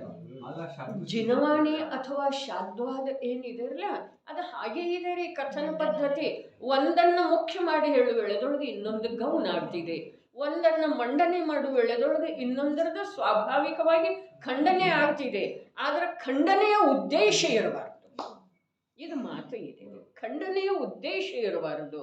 ಖಂಡಿಸಲಿಕ್ಕೆ ಯೋಗ್ಯ ಯಾವುದೂ ಇಲ್ಲ. ಖಂಡಿಸಲಿಕ್ಕೆ ಯೋಗ್ಯ ಯಾವುದೂ ಇಲ್ಲ. ನಿಜವಾಗಿ ನೋಡ್ರಿ, ಯಾವ ಅಭವ್ಯ ಅಥವಾ ದೂರಭವ್ಯ ದುಷ್ಟ ಜೀವ ಇದ್ದಾನೋ, ಕಷಾಯಿ ಇದ್ದಾನೋ, ವಿಷಯ ಲುಬ್ಧ ಇದ್ದಾನೋ ಅದು ಖಂಡನೆ ಯೋಗ್ಯ ಇದೆ ಅಲ್ರಿ. ಕಾಲಾಂತರದಿಂದ ಇವನಿಗಿಂತ ಮೇಲೆ ಹೋಗ್ಬಹುದ್ರಿ. ಅದು ಒಂದು ಸಮಯದೊಳಗ್ರಿ ಏನಾಗ್ತಿದೆ ಹೇಳಲಿಕ್ಕೆ ಬರೋದಿಲ್ಲ. ಜೀವಂತ ಇದ್ದವ ಮರು ಸಮಯದೊಳಗೆ ಸತ್ತು ಹೋಗ್ತಾನೆ. ಹೀಗೆ ಇದೆ. ನಿರೋಗಿ ಇದ್ದವ, ಸಶಕ್ತ ಇದ್ದವ ಪಾರ್ಶ್ವವಾಯುವಿನ ಹೊಡೆತದಿಂದಲೋ ಯಾವುದರಿಂದಲೋ ಏನೋ ಆಗಿ ಹೋಗ್ತಾನಲ್ಲ. ದಾರಿಯಿಂದ ಹೋಗ್ತಾ ಇದ್ದವ ತನ್ನ ಕಾಲಿನಿಂದ ತಾನು ನಡ್ಕೊಂಡು ಹೋಗ್ತಾ ಇರುವಂಥ ಸಬಲ ಸುಂದರ ಪುರುಷ ಸ್ವಲ್ಪ ಗಾಡಿ ಇನ್ನೊಂದು ಯಾವುದೋ ಧಕ್ಕೆ ತಗಲಿ ಏನೆಲ್ಲ ಆಗಿ ಹೋಗ್ತಿದ್ದಾರೆ. ಅದೇನು ಮಹಾಭಯಂಕರ ಅಪಘಾತ ಆಗಬೇಕು ಹೀಗಿಲ್ಲ. ಸೀಜ ಅಂಟೇದು ಏನಾಗಿತ್ತು ರೀ, ಸ್ವಲ್ಪ ಏನೂ ಇಲ್ಲ, ಬರೀ ಕನ್ನಡಿ ರೀ. ಕನ್ನಡಿ ಇರ್ತಿದೆ ಅಲ್ಲ 2 ವೀಲರ್ಗ, ಅದ ತಾಗಿ ಬಿದ್ದರಲ್ಲ ಎಷ್ಟು ರಕ್ತ ಹೋಯ್ತು. ನಂದೆಲ್ಲ ಡ್ರೆಸ್ ಹೀಗೆ ಅವ್ರನ್ನ ತೊಳೆ ಮೇಲೆ ಹಿಡ್ಕೊಂಡು ಎಲ್ಲ ಡ್ರೆಸ್ ರಕ್ತ ಆಗಿತ್ತು, ಸೀರೆ ಎಲ್ಲ. ಹಾಗಾದ್ರೆ ಏನು ಆಗಿರ್ಲಿಲ್ಲ, ಅಂಥ ಕಣ್ಣಾರೆ ನೋಡಿದೇನ್ರಲ್ಲ, ಭಯಂಕರ ಏನಾಗಿರೋದಿಲ್ಲ. ಆದ್ರೆ ಅದು ರಕ್ತ ಹೋಯ್ತು, ಏನಾಯ್ತು ಅದು ಮಾತು ಬೇರೆ. ಆದ್ರೆ ಮುಖದ ಮೇಲೆ ಬಿದ್ದಿದ್ರೆ ಮೂಗು ಹರಿದು ಹೋಗ್ಬೋದಾಗಿತ್ತು, ಏನೋ ಆಗಬಹುದಾಗಿತ್ತಲ್ಲ. ಅದಕ್ಕೆ ಯಾವುದು ಇದೆಯೋ ಅದರ ಬಗ್ಗೆ ಅಹಂಕಾರ ಪಟ್ಕೊಳ್ಳೋ ಹಾಗೇನೂ ಇಲ್ಲ. ಮತ್ತು ಯಾವುದೋ ಒಂದು ಯಾರ್ದೋ ಅವಸ್ಥೆಯನ್ನು ನೋಡಿ ತಿರಸ್ಕಾರ ಮಾಡೋದು, ಜಿಗುಪ್ಸೆ ಪಟ್ಕೊಳ್ಳೋ ಹಂಗನೂ ಇಲ್ಲ.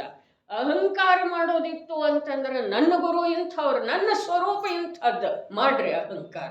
ನಾನು ಅನಂತ ಗುಣ ರತ್ನಾಕರ, ಒಂದು ಸಮಯದೊಳಗೆ ನಾನು ಮುರಿದು ಕಣ್ಣಿಟ್ಟರೆ ಕ್ಷಣಕ್ಕೆ ಮುಕ್ತಿಯ ಕಾಂಬ ಅಂತ ಹೇಳಿದಾರಲ್ಲ, ಅಂತಹ ಸ್ವರೂಪಿನ ಈ ಪ್ರಕಾರ ನಮ್ಮಲ್ಲೇ ನಾವು ಅಭಿಮಾನ ಪಟ್ಕೊಳ್ಳುವಂಥದ್ದು ಬೇಕಾದಷ್ಟು ಇದೆ. ಮತ್ತು ತಿರಸ್ಕಾರ ಜಿಗುಪ್ಸೆ ಮಾಡೋದಿತ್ತು ಅಂತಂದ್ರೆ ಇಂಥವಿದ್ರೂ ಕೂಡ ಮರ್ತಿದ್ದೇನಲ್ಲ, ಅನಂತ ಕಾಲದಿಂದ ಮರ್ತಿದ್ದೇನಲ್ಲ. ಈಗ ಕೂಡ ನನಗೆ ಅದರ ಪ್ರಾಪ್ತಿ ಮಾಡಿಕೊಳ್ಳುವಂಥದ್ದು ರುಚಿಗಿಂತ ಆ ಅನಾದಿ ಕಾಲಿನ ಅಭ್ಯಾಸನ ಮುಖ್ಯ ಆಗಿದೆಯಲ್ಲ, ಛೇ ಅಂಥೇಳಿ ಧಿಕ್ಕಾರ ಯೋಗ್ಯ, ತಿರಸ್ಕಾರ ಯೋಗ್ಯ, ಜುಗುಪ್ಸಾ ಯೋಗ್ಯರೇ ಅದ. ಪರದ್ರವ್ಯದೊಳಗೆ ಯಾವುದೂ ತಿರಸ್ಕಾರ ಯೋಗ್ಯ ಅಥವಾ ಅಭಿಮಾನ ಪಡುವಂಥದ್ದು ಇಲ್ಲವೇ. ಮಾತ ಜೈನ ದರ್ಶನದ್ದು ನಿಜವಾಗಿನ ಒಂದೊಂದು ಮಾತ ಈ ಜೀವದ ಅನಾದಿ ದಿಟ್ಟ ದುಷ್ಟ ಜೀವದ ಮಿಥ್ಯಾದೃಷ್ಟಿ ನೋಡ್ರಿ. ಈ ದಿಟ್ಟ ದುಷ್ಟ ಮೂರ್ಖ ಏನೇನು ಶಬ್ದ ಪ್ರಯೋಗ ಅದಾವಲ್ಲ, ಅದು ಎಲ್ಲದಕ್ಕಿಂತೂ ಭಾರಿ ಇದೆ ರೀ ಮಿಥ್ಯಾದೃಷ್ಟಿ ಅನ್ನೋದು. ಆದರೆ ಅದರದ್ದು ನಮಗೆ ಭಾವ ಗೊತ್ತಾಗೋದಿಲ್ಲ. ದುಷ್ಟ ಅದೆಷ್ಟ, ಪಾಪಿ ಅಂದ್ರೆ ನಮಗೆ ಸಿಟ್ಟು ಬರ್ತಿದೆ, ಮಿಥ್ಯಾದೃಷ್ಟಿ ಅಂದ್ರೆ ಏನಾಗುವುದಿಲ್ಲ. ಆದ್ರೆ ಅದಕ್ಕಿಂತ ಬಹಳ ನಿಕೃಷ್ಟ ಭಾವ ಇದೆ ರೀ ಮಿಥ್ಯಾದೃಷ್ಟಿ. ಅರೆ ಇಡೀ ನಮ್ಮ ಮಿಥ್ಯಾತ್ವ ಅನಾದಿ ಕಾಲೀನ ಆ ಜನ್ಮಲೀಡಂ ಮೋಹಂ ಇದಾನೀಂ ತ್ಯಜತು ಅಂಥೇಳಿ ಹೇಳಿದ್ರಲ್ಲ. ತ್ಯಜತು ಅಂಥೇಳಿ ಯಾರು ಹೇಳಬೇಕಾಗಿಲ್ಲ, ಅವರು ಹೇಳಿದವರು ತಮಗೆ ತಾವು ಹೇಳ್ಕೊಂಡಿದ್ದಾರೆ. ಆ ಜನ್ಮಲೀಡಂ ಮೋಹಂ ಇದಾನೀಂ ತ್ಯಜತು, ಈಗಲಾದರೂ ಬಿಟ್ಕೊಡಪ್ಪ. ಅರೆ ಆದರೆ ಇವರೇನು ಹೇಳಿದರೆ ಈ ಕ್ಷಣಕ್ಕೆ ಬಿಟ್ಟು ಅಂದ್ರೆ ಈ ಪ್ರಕಾರ ನಂದು ಕಥನೆ ನಡೆದಿತ್ತು ಅಂತಂದ್ರೆ, ಇಂಥ ಒಂದು ಪವಿತ್ರ ಜಿನವಾಣಿಯೊಳಗೆ ನಮ್ಮ ಬುದ್ಧಿ ಉದ್ಯಮ ಮಾಡ್ತಾ ಇದೆ, ವ್ಯಾಪಾರ ಉದ್ಯೋಗ ಮಾಡ್ತಾ ಇದೆ ಅಂದಮೇಲೆ ಆ ಬುದ್ಧಿಯೊಳಗೆ ಯಾವುದಾದ್ರೂ ಒಂದು ಅಂಶವನ್ನು, ಒಂದು ಸಿದ್ಧಾಂತವನ್ನು ದೃಢವಾಗಿ ಹಿಡ್ಕೊಳ್ಳುವಂಥ, ಗ್ರಹಣ ಮಾಡುವಂಥ, ನಂಬುವಂಥ ಯೋಗ್ಯತೆ ಬಂತು ಅಂತಂದ್ರೆ ಇಡೀ ದಿಕ್ಕು ಬದಲಾಗಿ ಹೋಗ್ತಿದೆ. ಅನಾದಿ ಮಿಥ್ಯಾತ್ವ ಬಿಟ್ಟು ಇನ್ನೇನು ಬೇಕಾಗಿದೆ ಹೇಳ್ರಿ? ಸ್ವರ್ಗಕ್ಕೆ ಹೋಗೋದು ಅಲ್ಲಿ ಏನಿದೆ ರೀ? ಯಾತಕ್ಕೆ ಬೇಕಾಗಿದೆ? ಭೋಗದ ದಾಸ ಆಗುವ ಸಲುವಾಗಿ ಅದಕ್ಕೆ ಸ್ವರ್ಗಕ್ಕೆ ಹೋಗೋದ್ರಿ ಹೇಳ್ರಿ ನೋಡೋಣ.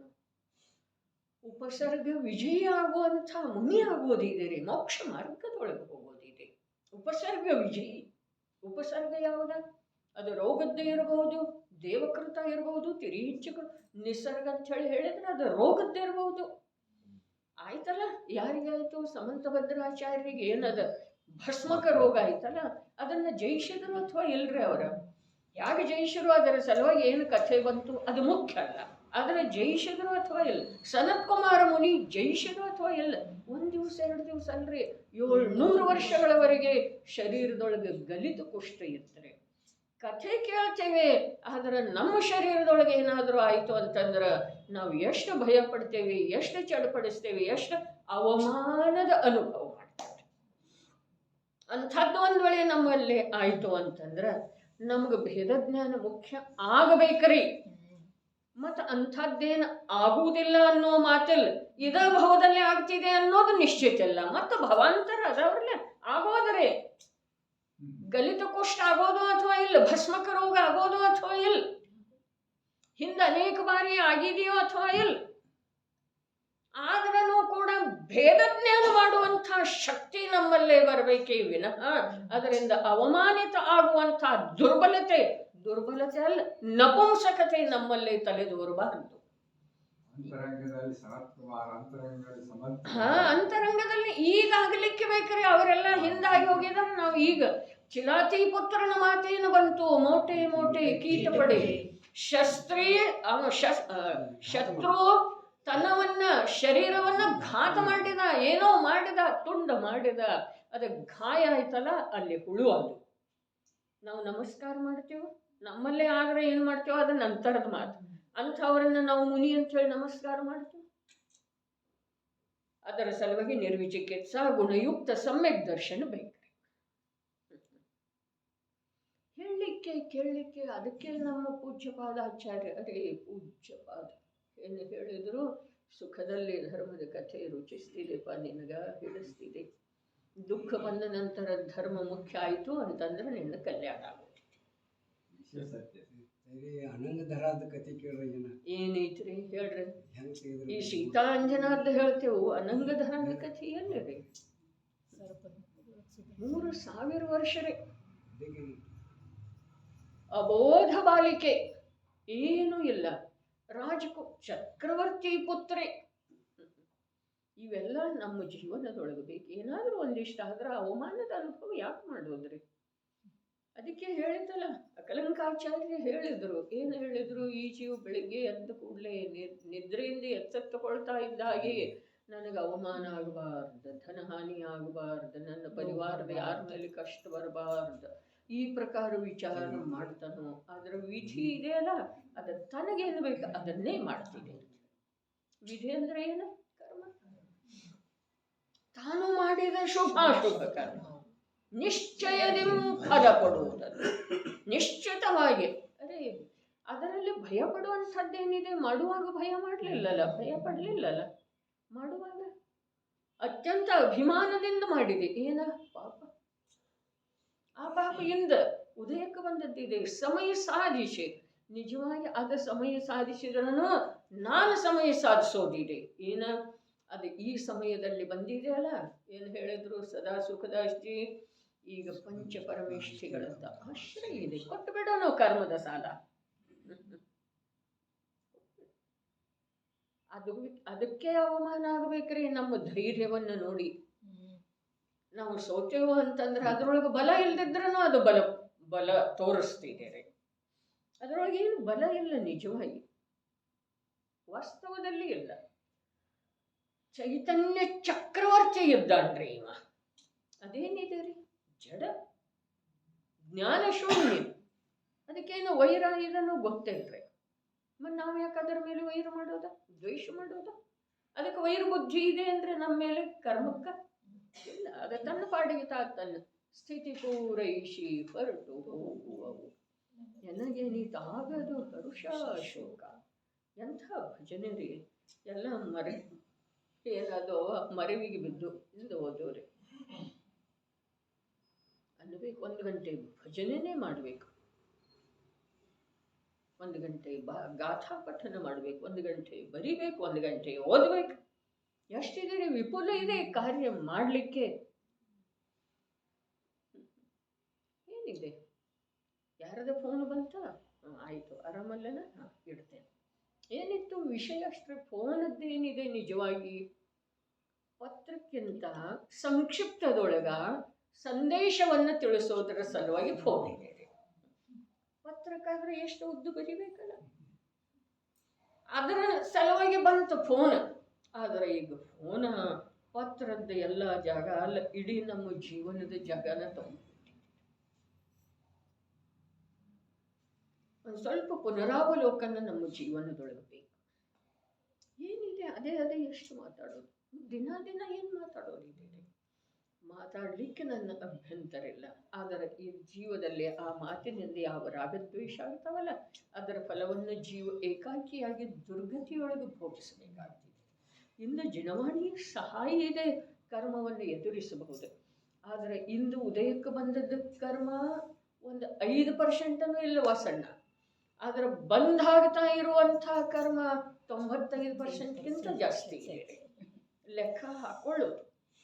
ಪರಿಣಾಮದ ಒಂದೊಂದು ಸಮಯದ ಪರಿಣಾಮ ಇದೆ. ಒಂದೊಂದು ಸಮಯದ ಪರಿಣಾಮಕ್ಕೆ ಅಸಂಖ್ಯಾತ ಲೋಕ ಪ್ರಮಾಣ ಅಶುದ್ಧತೆ ಇದೆ. ಅಲ್ಲಿ ಎಷ್ಟು ಕರ್ಮ ಬಂದಾಗ್ತಿದೆ ವಿಚಾರ. ಕರ್ಮ ಸಿದ್ಧಾಂತದ ಅನುಸಾರ ಕೂಡ ಕರ್ಮ ಬಂಧಕ್ಕೆ ಅವಕಾಶ ಈ ಭವದಲ್ಲಿ ಇರುವಷ್ಟು ಅಲ್ಲಿ ಯಾವ ಭವದೊಳಗೆ ಇಲ್ಲ. ವಿಕಲತ್ರಯದೊಳಗಿಲ್ಲ, ಸಂಜ್ಞೆಯೊಳಗಿಲ್ಲ, ಏಕೇಂದ್ರಿಯದೊಳಗಂತೂ ಇಲ್ಲವೇ ಇಲ್ಲ. ಯಾವುದನ್ನು ನಿಕೃಷ್ಟ ಅಂತೆಯೋ ಆ ಅವಸ್ಥೆಗೆ ಈ ಉತ್ಕೃಷ್ಟ ಅವಸ್ಥೆನ ಕಾರಣ ಇದೆ. ಆ ನಿಕೃಷ್ಟತೆಗೆ ಈ ಉತ್ಕೃಷ್ಟ ಅವಸ್ಥೆನ ಕಾರಣ ಆಗಬಾರದು. ಕಾರಣ ಇದೆ, ಅದುವೇ ಕಾರಣ ಇದೆ ರೀ. ಏಕೇಂದ್ರಿಯದಿಂದ ಹೊರಗೆ ಬಂದ ಜೀವ ಏಕೇಂದ್ರಿಯ ಮತ್ತ ಆಗುವುದಿಲ್ಲ. ಆದ್ರೆ ಪಂಚೇಂದ್ರಿಯದಿಂದ ಜೀವ ಏಕೇಂದ್ರಿಯ. ಯೋಚನೆ ಮಾಡೋದು ಕರ್ಮ ಸಿದ್ಧಾಂತದ ಒಂದು ಸ್ವಲ್ಪ ಪ್ರಯೋಜನಕ್ಕೆ ಎಷ್ಟು ಅವಶ್ಯಕ ಇದೆ ಅಷ್ಟು ಸ್ವಲ್ಪ ಜ್ಞಾನ ಕೇಳಿರೆ ಯಾಕಾಗಲ್ತು ವಿಚಾರ ಮಾಡಿ ನಿರ್ಣಯ ಮಾಡಬೇಕ್ರೆ. ಏನಿದೆ ಕ್ರಿಯಾಕಾಂಡದೊಳಗ ಆಗಮದ ಅಭ್ಯಾಸದೊಳಗ ಅರೆ ಪ್ರಚಂಡ ಜ್ಞಾನಕಾಂಡ ಅಂತ ಹೇಳಿ ಹೇಳಿದ್ದಾರೆ. ಪ್ರಚಂಡ ಜ್ಞಾನಕಾಂಡ ಪ್ರವಚನ ಸಾರದೊಳಗ್ರೆ ಕ್ರಿಯಾಕಾಂಡವನ್ನ ತಿರೋಭೂತ ಮಾಡುವ ಸಲುವಾಗಿ ಪ್ರಚಂಡ ಜ್ಞಾನಕಾಂಡ ಬೇಕಂತ ಹೇಳಿದಾರೆ. ಅಂದ್ರೆ ಏನ ಜ್ಞಾನಕ್ಕ ಪ್ರಚಂಡ ಅವಲಂಬನೆ ಬೇಕ್ರಿ. ಅರೆ ಕುಂದ್ರಿ ಎಂಥ ಶಬ್ದಗಳನ್ನ ಹೇಳಿದರು. ಮನುಷ್ಯಗೆ ಆಹ್ಲಾದನೂ ಆಗ್ತಿದೆ ಮತ್ತ ಆ ಭಾಲೆ ಭರ್ಚಿಯಿಂದ ಇರಿದ ಹಾಗೇನೂ ಆಗ್ತಿದೆ. ಪ್ರಚಂಡ ಜ್ಞಾನಕಾಂಡ. ಆ ಕ್ರಿಯಾಕಾಂಡವನ್ನ ತಿರೋಭೂತ ಮಾಡಬೇಕಾದ್ರ ಅಲ್ಲಗಳಿಬೇಕಾದ್ರೆ ಪ್ರವಚನ ಸಾರ ತೆಗೆದು ಹೋದ್ರಿ. ನಂದು ಯಾವುದಿಲ್ಲ, ನನ್ನ ಹತ್ರ ಏನಿದೆ ಎಲ್ಲ ಅಗಮದ್ದ ಮಾತಿದೆ. ಏನು ಹೇಳಿದ್ರೆ ಇಲ್ಲಿ ಉಪಾದಾನ ಕಾರಣ ಮತ್ತು ನಿಮಿತ್ತ ಕಾರಣ ಎರಡಕ್ಕೂ ಏನು ಹೇಳಿದರೆ ನಿಶ್ಚಯವಿದೆ, ಶಬ್ದ ಪ್ರಯೋಗ ಇದೆ. ನಡೀರಿ. ಉಪಾದಾನ ಕಾರಣವು ತನ್ನ ಪರಿಣಾಮಗಳ ಪರ್ಯಾಯ ರೂಪವಾಗಿ ಪರಿಣಮನ ಮಾಡುವ ಶಕ್ತಿಯು ದ್ರವ್ಯದೊಳಗೆ ಅಂತರ್ಗರ್ಭಿತವಿದೆ. ಹಾಗಾದ್ರೆ ತನ್ನ ಪರ್ಯಾಯದೊಳಗ ಅಥವಾ ಯಾವ ಪರಿಣಾಮಗಳ ತನ್ನ ಪರ್ಯಾಯದಲ್ಲಿ ಆಗತಾ ಇದ್ದಾವೆ ಅದಕ್ಕೆ ಅನ್ಯ ಯಾವುದೂ ಕಾರಣ ಇಲ್ಲ. ದ್ರವ್ಯ ಕೂಡ ಕಾರಣ ಇಲ್ಲ ಅಂದ ಮೇಲೆ ಅದ್ಭುತ ಮಾತಲ್ಲ. ಯಾವ ದ್ರವ್ಯದ ಪರ್ಯಾಯದೊಳಗ ಸ್ವಲ್ಪ ಉಪಯೋಗದ ಸೂಕ್ಷ್ಮತೆಯಿಂದ ಆಲಿಸೋದು. ಯಾವ ದ್ರವ್ಯದ ಪರ್ಯಾಯದೊಳಗ ಬಿಡ್ರಿ, ಇನ್ನೂ ಸ್ವಲ್ಪ ಸಮೀಪ ಬರೋಣ. ನಾನು ಜೀವ ಇದ್ದೇನೆ, ನನ್ನದ ಪ್ರತಿ ಸಮಯಕ್ಕ ಪರಿಣಮನ ಪರ್ಯಾಯ ರೂಪದಿಂದ ಆಗ್ತಿದೆ. ಆ ಪರ್ಯಾಯದೊಳಗ ಯಾವ ಒಂದು ಅಶುದ್ಧ ಪಾಪರೂಪ ಅಥವಾ ಪುಣ್ಯರೂಪ ಪರಿಣಾಮ ಆಗಿದೆಯೋ, ಎಲ್ಲಿ ನನ್ನ ಪರ್ಯಾಯದೊಳಗ ಯಾವ ಒಂದು ಪಾಪರೂಪ ಅಥವಾ ಪುಣ್ಯರೂಪ ಪರಿಣಾಮ ಆಗಿದೆಯೋ ಆ ಪರಿಣಾಮಕ್ಕ ಯಾವ ಪರಿಣಾಮ ಯಾವ ಪರ್ಯಾಯದೊಳಗೆ ವ್ಯಾಪ್ತ ಇದೆಯೋ, ಯಾವ ಪರ್ಯಾಯ ಯಾವ ದ್ರವ್ಯದ ಕಾರಣದಿಂದ ಅಂತರ್ಗರ್ಭಿತ ಶಕ್ತಿಯಿಂದ ಆಗಿದೆಯೋ ಆ ದ್ರವ್ಯ ಕೂಡ ಅದಕ್ಕೆ ಕಾರಣ ಇಲ್ಲ ಅಂದ ಮೇಲೆ ಅನ್ಯ ದ್ರವ್ಯ ಆ ಪರಿಣಾಮಕ್ಕೆ ಕಾರಣ ಆಗಿರೋದ್ರೆ ತಿಳಿತೇನೆ.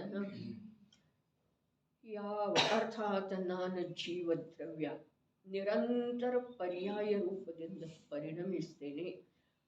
ನನ್ನ ಪರ್ಯಾಯದೊಳಗ ಯಾವ ಶುಭ ಅಥವಾ ಅಶುಭ, ಪುಣ್ಯಮಯ ಅಥವಾ ಪಾಪಮಯ ಪರಿಣಾಮ ಆಗಿದೆಯಲ್ಲ, ಎಲ್ಲಿಯೇ ನನ್ನ ಪರ್ಯಾಯದೊಳಗ ಶುಭ ಅಥವಾ ಅಶುಭ ಯಾವ ಪರಿಣಾಮ ಆಗಿದೆಯಲ್ಲ ಆ ಪರಿಣಾಮ ಯಾವ ಪರ್ಯಾಯದೊಳಗೆ ಇದೆಯೋ ಆ ಪರ್ಯಾಯ ಯಾವ ಜೀವದ್ರವ್ಯದ ಅಥವಾ ನನ್ನ ಅಂತರ್ಗರ್ಭಿತ ಶಕ್ತಿಯಿಂದ ಆಗಿದೆಯೋ ಆ ಪರ್ಯಾಯದೊಳಗೆ ಕಂಡು ಬರುವಂಥ ಆ ಪರಿಣಾಮ ಆಗಿರುವಂಥ ಆ ಪರಿಣಾಮ ಈ ದ್ರವ್ಯದ ಕಾರಣದಿಂದ ಕೂಡ ಆಗಿಲ್ಲ ಅಂದಮೇಲೆ ಅನ್ಯದ ಕಾರಣದಿಂದ, ಕರ್ಮದ ಕಾರಣದಿಂದ, ಶತ್ರುವಿನ ಕಾರಣದಿಂದ, ರೋಗದ ಕಾರಣದಿಂದ ಹೇಗಾಗೋ ಸಾಧ್ಯ ಇದೆ ರೀ.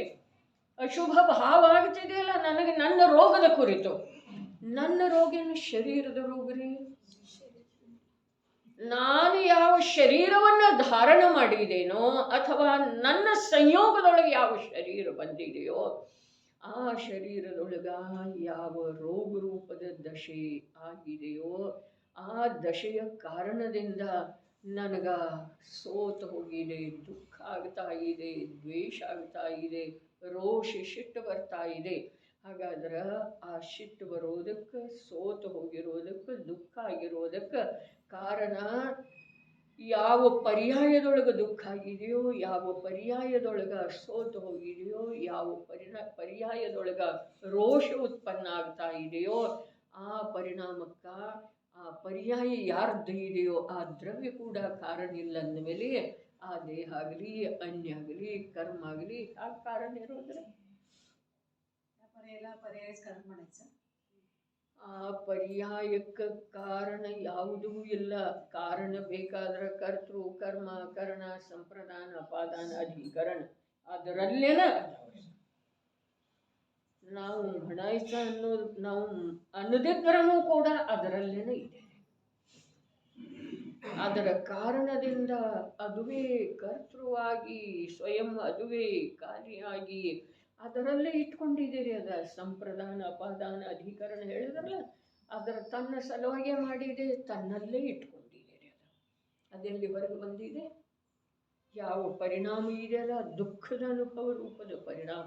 ಅದರ ಜೀವದ ಸರ್ವ ಪ್ರದೇಶದೊಳಗೆ ಯಾವುದು ವ್ಯಾಪ್ತಿ ಇದೆಯಲ್ಲ, ಆಹಾ ಇನ್ನೊಂದು ಸೂಕ್ಷ್ಮ ಮಾತ ಬಂದದ್ದು ಇದೆ ರೀ. ಯಾವ ಪರ್ಯಾಯದೊಳಗೆ ಯಾವ ಜಾತಿಯ ಪರಿಣಾಮ ಆಗಿದೆಯಲ್ಲ ಆ ಪರಿಣಾಮವನ್ನ ತನ್ನಲ್ಲೇನೆ ಇಟ್ಕೊಂಡಿದೆ. ಅದರ ಜೀವದ ಸರ್ವ ಪ್ರದೇಶದೊಳಗೆ ವ್ಯಾಪ್ತವಿರುವಂಥ ಜ್ಞಾನ ಇದು ನಾನು ಅಂತ ಹೇಳಿ ತಾನೇ ಹೋಗಿ ಅನುಭವ ಮಾಡ್ತಾ ಇದೆ. ಅದು ಕೊಟ್ಟಿಲ್ಲರಿ ಜ್ಞಾನಕ್ಕ. ಆ ಪರಿಣಾಮ ಜ್ಞಾನಕ್ಕೆ ಏನನ್ನೂ ಕೊಡುವುದಿಲ್ಲ, ಸಂಪ್ರದಾನ ಮಾಡುವುದಿಲ್ಲ, ದಾನ ಮಾಡುವುದಿಲ್ಲ. ಅರೆ ತನಗೆ ಕೊಟ್ಟಿದ್ದೇನೆ ಅದ ತಾನು ಮಾಡಿ.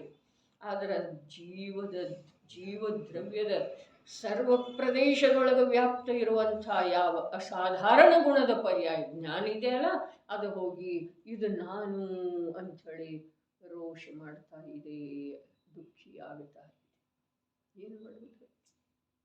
ಎಲ್ಲ ಜವಾಬ್ದಾರಿ ಯಾರ್ದಿದೆ? ಬಸವಂತ ಜ್ಞಾನ ಅಂತಾರೆ. ಕಾರಣ ಏನ? ಅದರಲ್ಲಿ ಸ್ವಪರ ಪ್ರಕಾಶಕ ಶಕ್ತಿ ಇದೆ. ಸ್ವಪರ ಪ್ರಕಾಶಕ ಶಕ್ತಿ ಇದೆ. ಈ ಮಾತು ಸತ್ಯ ಇದ್ರೂ ಅದು ನಿರಂತರ. ಈಗ ನಮ್ದು ಸ್ವಪರ ಪ್ರಕಾಶಕ ಇದೇನಿಲ್ರಿ? ತನ್ನನ್ನೂ ತಿಳಿತಿದೆ, ಪರವನ್ನೂ ತಿಳಿತಿದೆ. ಇದೇನಿಲ್ಲ? ಇಲ್ಲ. ಆದ್ರೆ ಸ್ವಪರ ಪ್ರಕಾಶಕ ಶಕ್ತಿ ಅನ್ಯ ರೂಪದಿಂದ ಯಾಗ ತನ್ನ ಸಾಮರ್ಥ್ಯದಿಂದ ಪರವನ್ನು ನಾನು ಅಂಥೇಳಿ ತಿಳಿತಾ ಇದೆ. ತನ್ನ ಸಾಮರ್ಥ್ಯದಿಂದ ಪರವನ್ನು ತಾನು ಅಂಥೇಳಿ ತಿಳಿತಾ ಇದೆ. ಯಾವುದನ್ನು ಪ್ರಕಾಶಿತ ಮಾಡ್ತಿದೆಯೋ ಅದುವೇ ತಾನು ಅಂತ ಹೇಳಿ. ಮೂರು ಲೋಕ ಮೂರು ಕಾಲವನ್ನೆಲ್ಲ ಪ್ರಕಾಶಿತಪಡಿಸುವಂಥ ಕೇವಲ ಜ್ಞಾನ ಅದರಲ್ಲಿ ತಲ್ಲೀನ ಆಗುವುದೆಲ್ಲ. ಅದರೊಳಗೆ ಒಂದು ಅಂಶ ಕೂಡ ಏಕತ್ವ ಮಾಡುವುದು. ಇದು ಸ್ವಪರ ಪ್ರಕಾಶ ನಿಜವಾಗಿ. ಹಾಗಾದರೆ ನಮ್ಮಲ್ಲೇ ಆ ಸ್ವಪರ ಪ್ರಕಾಶ ಏನು ಮಾಡ್ತಾ ಇದೆ? ಸ್ವಯಂ ಶಕ್ತಿಯ ಮೂಲಕ ಇಲ್ಲಿ ಸ್ವ ಬರ್ತಾರೆ, ಪರವನ್ನು ನಾನು ಅಂಥೇಳಿ ಅನುಭವ ಮಾಡ್ತಾ ಇದೆ. ಈ ರೀತಿ ಇದರದ್ದು ಉಪಯೋಗ ನಡೆದಂತೆ ಇದೆ. ನಡೆದು ಒಂದು ಉಪಾದಾನ ಕಾರಣವಿದ್ದರೆ ಇನ್ನೊಂದು ನಿಮಿತ್ತ ಕಾರಣವಿದೆ. ಉಪಾದಾನ ಕಾರಣವು ತನ್ನ ಪರಿಣಾಮಗಳ ಪರ್ಯಾಯ ರೂಪವಾಗಿ ಪರಿಣಮನ ಮಾಡುವ ಶಕ್ತಿಯು ದ್ರವ್ಯದೊಳಗೆ ಅಂತರ್ಗರ್ಭಿತವಿದೆ. ಅದಂತೂ ಯಾವ ದ್ರವ್ಯದ್ದು ಅದೇ ದ್ರವ್ಯದಲ್ಲಿ ಆಗುತ್ತದೆ ಎಂಬುದು ನಿಶ್ಚಯವಿದೆ. ಉಪಾದಾನದ ಯಾವ ಅಂತರ್ಗರ್ಭಿತ ಶಕ್ತಿ ಇದೆಯಲ್ಲ ಆ ಶಕ್ತಿಯ ಕಾರ್ಯ ಎಲ್ಲಿ ಆಗ್ತಿದೆ? ತನ್ನಲ್ಲೇ ಆಗ್ತಿದೆ. ಹೊರಗ ಆಗೋದನೇ ಇಲ್ಲ, ಆಗೋದನೇ ಇಲ್ಲ. ಆದರೆ ನಂಬವ್ರು ಯಾರಿಗೆ ತನ್ನ ಒಳಿತು ಮಾಡಿಕೊಳ್ಳೋದು ಒಂದೇ ಒಂದು ಉದ್ದೇಶ ಇದೆಯೋ ಅವರು ವಿಚಾರ ಮಾಡೋದ್ರೆ ಕಣ್ಣು ಮುಚ್ಚಿ ನಂಬೋದಿಲ್ಲ. ವಿಚಾರ ಮಾಡೋದು. ವಿಚಾರ ಮಾಡಿದ ನಂತರ ಏನು ಹೇಳಿದ್ರು ಟೋಡರ ಮಲ್ಲರ, ಇದು ಹೀಗೆ ಇದೆಯೋ ಅಥವಾ ಇಲ್ಲ? ವಿಚಾರ ಮಾಡಿ. ನೀನು ಇದರದ ವಿಚಾರ ಮಾಡಿ ಇದನ್ನ ಹೀಗಿದೆ ಅನ್ನೋದನ್ನು ನಂಬಿದೆ ಅಂತಂದ್ರೆ ನಿಯಮದಿಂದ ನಿಂದ ಕಲ್ಯಾಣ ಆಗ್ತಿದೆ. ನಿನ್ನ ಕಲ್ಯಾಣ ಆಗ್ತಿದೆ ನೀನು ನಂಬಿದೆ ಅಂತ. ವಿಕಥೆಯೊಳಗೆ ಕಲ್ಯಾಣ ಇಲ್ಲ. ಇದು ಕೂಡ ವಿಕಥೆ ಆಗ್ತಿದೆ ರೀ. ವಿಚಾರ ಮಾಡಲಿಲ್ಲ, ತನ್ನ ಕಡೆಗೆ ತಾನು ತಿರುಗಲಿಲ್ಲ ಅಂತಂದ್ರೆ ಅದು ನನ್ನ ಮಾತಲ್ಲ, ಅದು ಪ್ರವಚನ ಸಾರದ ಮಾತಿದೆ. ಅದಂತೂ ಯಾವ ದ್ರವ್ಯದ್ದು ಅದೇ ದ್ರವ್ಯದಲ್ಲಿ ಆಗುತ್ತದೆ ಎಂಬುದು ನಿಶ್ಚಯವಿದೆ. ಇನ್ನು ನಿಮಿತ್ತ ಕಾರಣ ಯಾವ ದ್ರವ್ಯದ ಸಂಯೋಗವು ಪ್ರಾಪ್ತವಾಗುವುದರಿಂದ ಅನ್ಯ ದ್ರವ್ಯವು ತನ್ನ ಪರ್ಯಾಯ ರೂಪವಾಗಿ ಪರಿಣಮಿಸುತ್ತದೆ.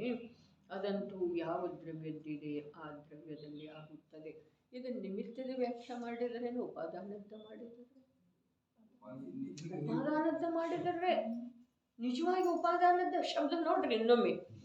ಯಾವ ದ್ರವ್ಯದ ಸಂಯೋಗವು ಪ್ರಾಪ್ತವಾಗುವುದರಿಂದ ಅನ್ಯ ದ್ರವ್ಯವು ಆ ಸಂಯೋಗ ಬಿಟ್ಟೈತಿ ಈಗ ಮತ್ತು ಉಪಾದಾನದ ಕಡೆಗೆ ಬಂದರೆ ಅನ್ಯ ದ್ರವ್ಯವು ತನ್ನ ಪರ್ಯಾಯ ರೂಪವಾಗಿ ಪರಿಣಮಿಸುತ್ತದೆ. ಅದಂತೂ ಯಾವ ದ್ರವ್ಯದ್ದಿದೆ ಆ ದ್ರವ್ಯದಲ್ಲಿ ಆಗುತ್ತದೆ. ಹಾಗೆ ನಿಮಿತ್ತದ ವ್ಯಾಖ್ಯೆ ಏನು ಮಾಡಿದ್ದಾರೆ? ನಿಮಿತ್ತದ ವ್ಯಾಖ್ಯೆ ಏನು ಮಾಡಿದರೆ ಇಲ್ಲಿ? ಸಂಯೋಗ. ನಿಮಿತ್ತದ ವ್ಯಾಖ್ಯೆ ಏನು ಮಾಡಿದ್ದಾರೆ? ಸಂಯೋಗ ರೀ. ಸಂಯೋಗ ಇದೆ ಅಷ್ಟೇ. ಆದ್ರೆ ಆ ಸಂಯೋಗ ಪ್ರಾಪ್ತವಾಗುವುದರಿಂದ ಈ ಅನ್ಯ ದ್ರವ್ಯ ತಾನಾಗೇನ ಪರಿಣಮನ ಮಾಡಿದೆಯಲ್ಲ ಅದ ದ್ರವ್ಯದ್ದನ ಇದೆ, ಸಂಯೋಗದ್ದಲ್ಲ, ಅರ್ಥಾತ್ ನಿಮಿತ್ತದ್ದ ಅಲ್ಲ. ಹೇಳಿದ್ರಿ ಎರಡು ಕಾರಣದವಂದ್ರು, ಎರಡು ಕಾರಣದವಂತ ಹೇಳಿ ಕೂಡ ಒಂದು ಉಪಾದಾನ ಕಾರಣವನ್ನೇ ಮುಖ್ಯ ಮಾಡಿ. ಅನ್ಯ ದ್ರವ್ಯ ಅಂದ್ರಲ್ಲ ಅಂದ್ರೆ ಅದು ಯಾವುದ್ರೆ ಉಪಾದಾನ, ಸಂಯೋಗ ಅಂದ್ರಲ್ಲ ಅಷ್ಟು ಮಾತ್ರ ನಿಮಿತ್ತ.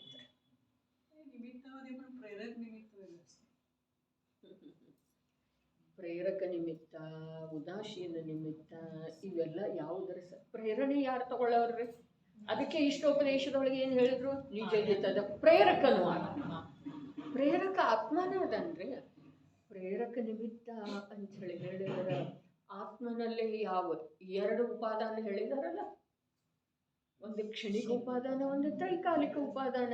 ಆ ಕ್ಷಣಿಕ ಉಪಾದಾನ ಇದೆ ಮತ್ತು ಇನ್ನೊಂದು ಹೇಳಿದ್ದಾರೆ ಪೂರ್ವವರ್ತಿ ಪರ್ಯಾಯ. ಅದನ್ನು ನಾವು ನಿಮಿತ್ತ ಅಂತ ಹೇಳಿ ತಗೊಳ್ಳೋದು. ನೋಡ್ರಿ, ನಮಗೆ ಯಾವುದು ಸುಧಾತಾಯಿ ಮಾತು ಹೀಗಿದೆ, ಪ್ರೇರಕ ನಿಮಿತ್ತ ಅಂಥೇಳಿ ಹೇಳಿದ್ರೆ ಮತ್ತೆ ನಾವು ಪರದ ಕಡೆಗೆ ನೋಡೋದಿಲ್ಲ. ಸರಿ, ಪ್ರೇರಣೆ ಒಳಗಿಂದನೇ ಬರ್ತಾ ಇದೆ ಅಲ್ಲ. ನನಗೆ ಇದನ್ನು ತಿಳ್ಕೊಳ್ಳೇಬೇಕು, ನಾನು ಮೋಕ್ಷ ಮಾರ್ಗದೊಳಗೆ ಹೋಗಲೇಬೇಕು, ನಾನು ದೇಹ ಬುದ್ಧಿಯನ್ನು ಬಿಡಲಿಕ್ಕೆ ಬೇಕು, ನನಗೆ ಆ ಪುಣ್ಯದ ಉದಯದಿಂದ ಪ್ರಾಪ್ತವಾದಂಥ ಅನುಕೂಲತೆಗಳ ಮೋಹವನ್ನು ಬಿಡಲಿಕ್ಕೆ ಬೇಕು, ಪ್ರತಿಕೂಲತೆಗಳ ಭಯವನ್ನು ಬಿಡಲಿಕ್ಕೆ ಬೇಕು. ಈ ಪ್ರೇರಣೆ ಎಲ್ಲಿಂದ ಬರ್ತಿದ್ದಾರೆ? ಗುರುವಿನ ಉಪದೇಶದಿಂದ. ಗುರು ಆ ಒಂದು ಉತ್ಸಾಹಪೂರ್ವಕ ಆವೇಶಪೂರ್ವಕ ಹೇಳ್ತಾನೋ ಅದರಿಂದ ಪ್ರೇರಣೆ ಬರ್ತಿದೆ ಅಂದರೆ ಇಲ್ಲ, ಅದು ಒಳಗಿಂದಲೇ ಬರ್ತದೆ.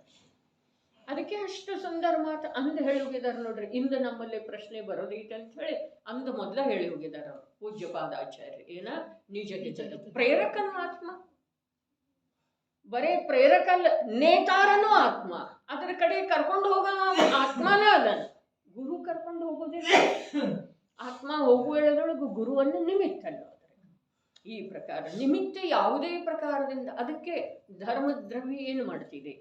ನಿಮಿತ್ತಕ್ಕೆ ಇಲ್ಲಿ ಸಂಯೋಗ ಅಂದ್ರೆ ಧರ್ಮದ್ರವ್ಯ ಯಾವ ಪ್ರಕಾರ ಏನು ಮಾಡುವುದಿಲ್ಲ. ಚಲಿಸುತ್ತಿರುವ ಜೀವ ಪುದ್ಗಲಗಳಿಗೆ ಅಂತ ಹೇಳಿದ್ರಲ್ಲ. ಧರ್ಮದ್ರವ್ಯದ ವ್ಯಾಖ್ಯೆ ಏನಿದೆ ರೀ? ಸ್ವಯಂ ಚಲಿಸುತ್ತಿರುವ. ಸ್ವಯಂ ಒಂದು ಬಿಟ್ಟರೆ ಮತ್ತೆ ಎಷ್ಟು ತಪ್ಪಾಗ್ತಿದೆ. ಸ್ವಯಂ ಚಲಿಸುತ್ತಿರುವ, ಗಮನ ಮಾಡುತ್ತಿರುವ ಜೀವ ಪುದ್ಗಲಗಳಿಗೆ ಆ ಗಮನ ಕ್ರಿಯೆಯಲ್ಲಿ ನಿಮಿತ್ತ ಯಾವುದಿದೆಯೋ ಅದು ಧರ್ಮದ್ರವ್ಯ. ಹಾಗಾದ್ರೆ ಸ್ವಯಂ ಕಾರ್ಯ ಆಗ್ತಾ ಇರುವಂಥ ಉಪಾದಾನಕ್ಕೆ ಯಾವುದು ಉಪಸ್ಥಿತಿ ಇದೆಯೋ ಅದನ್ನು ನಿಮಿತ್ತ. ಧರ್ಮದ್ರವ್ಯದ ಹಾಗೆ ಅಂಥೇಳಿ ಹೇಳ್ತಾರೆ ನಿಮಿತ್ತವನ್ನು. ಅದಕ್ಕಿಂತ ವಿಶೇಷ ಏನೂ ಇಲ್ಲ. ಉದಾಸೀನ, ಪ್ರೇರಕ ಇವು ನಿಮಿತ್ತಗಳ ಸ್ವರೂಪವನ್ನು ಅಜ್ಞಾನಿಕೋ ಸಮझाने के लिए ನಾವೀಗ ಅಷ್ಟಾಜ್ಞಾನಿ ಉಳಿದಿಲ್ಲ ನೋಡ್ರಿ. ಹೌದೇನೆ? ಅಷ್ಟಾಜ್ಞಾನಿ ಉಳಿದಿಲ್ಲ. ನಿಮಿತ್ತವನ್ನು ಪ್ರೇರಕ ಅದೆಲ್ಲ ಉದಾಹರಣೆನೂ ಕೊಟ್ಟು ತಿಳಿಸಿದರು. ನಾವು ಅದರಿಂದ ಬಹಳ ಮೇಲೆ ಬಂದಿದ್ದೇವೆ. ಇನ್ನು ಮತ್ತೆ ಕೆಳಗೆ ಇಳಿಯೋದ ಪ್ರೇರಕ ನಾವು ತಗೋಬೇಕು. ಪ್ರೇರಣಾ ನಮ್ಮದ